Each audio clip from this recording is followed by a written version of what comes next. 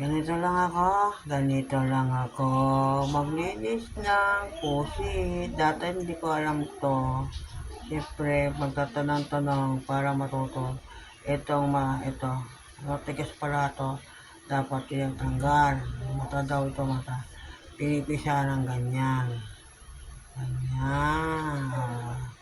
Kasi dati nakakain ako, ba't ang tigas? Yung pala dapat tinatanggal 'to. Yan, tinatanggal yan.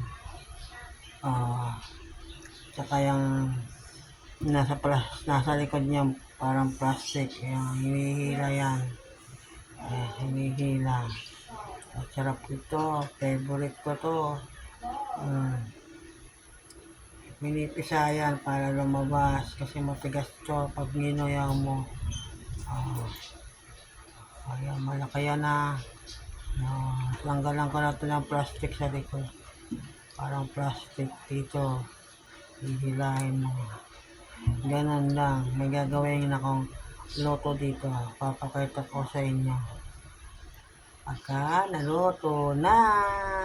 Ayun, yun. Tatanggalin mo yung matigas yan. Hindi mo yung mangunguya. Okay, alright. Bye-bye.